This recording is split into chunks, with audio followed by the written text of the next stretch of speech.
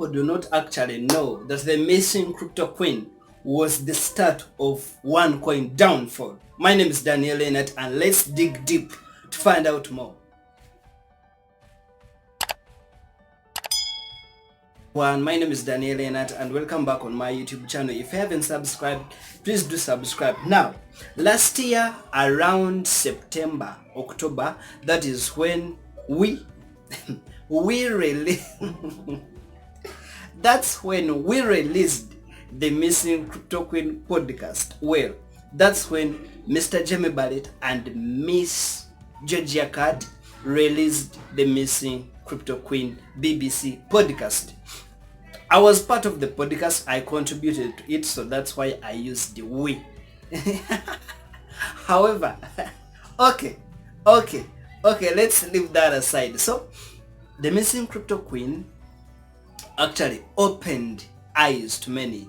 The Missing Crypto Queen, BBC being one of the biggest media outlets, it opened everything in regards to investigations. It opened up cases once again. It opened people's eyes, and yes, people right now can really notice something fishy. You know, most of this information was actually hidden to most of OneCoin investors, and they couldn't know where actually did OneCoin start from, what events used to happen. You know that kind of a time where you're actually getting information from one particular source. Like you're always getting from the top leaders.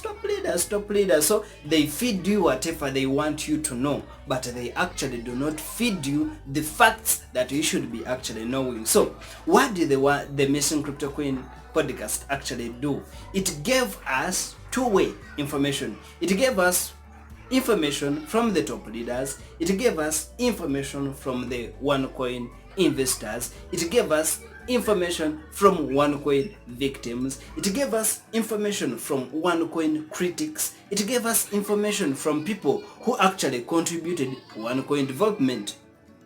We shall all remember that in 2017, actually, Dr. Ruja and the company contacted Mr. Bijon Bialke, telling him to develop for them a blockchain. Remember, OneCoin started in 2015, 16, 17, telling people that they have a blockchain, but they actually didn't. So in 2017, it's when they contacted Mr. Bijon Bialke, when the force was too much, asking them about the blockchain. You are starting out to make some investigation about their functionalities. So they wanted to find a way they could actually fix in something so that they can actually be free away from the crime of money laundering and scamism. That's my own crime that I created for myself, scamism.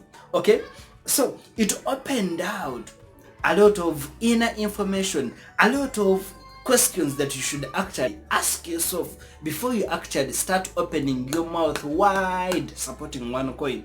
You should think of many things that actually happened.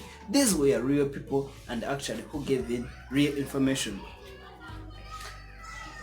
There are people like Jane McAdam who actually also gave in their view. There are people like I myself who actually gave in their view. There are people like Prudence who gave in their view. There are people worldwide who were actually into the inner developments of OneCoin that you should actually take note of. Information tracing Dr. Ruja and not finding out anything. Information trying to contact top leaders and they could not actually defend their company. So I think the Missing Crypto Queen was actually the, what should I call it, the striking point. I mean, it was the striking point for actually OneCoin downfall. And ever since the Missing Crypto Queen podcast was out, OneCoin has never been the same. This scam ponzi crypto scheme has never been the same. Media outlets are now alert at everything that actually happens to OneCoin. Law firms, courts are actually very aware of what can actually come out of OneCoin. So we really want to thank the Missing Crypto Queen team, the Missing Crypto Queen producers, the missing crypto coin sponsors for actually choosing to look into OneCoin issue, trying to defend millions of people that we are actually scammed into this Ponzi scam. They promise you that this is real money, you'll be able to exchange it in banks, you'll be able to actually get your money at the current value, you will be actually using it in your daily lives in 1 or 2 years from now. This is the Bitcoin killer. And guess what? Apparently, people are being motivated to start buying chapatis, pampers, sanitary pads, fake COVID-19 face masks. Woo! Daniel is my name. Please do subscribe. If you want to comment and you feel you cannot comment using your head, don't insult me on my own channel. Comment. If you do not agree with me, it's fine. But comment using your head.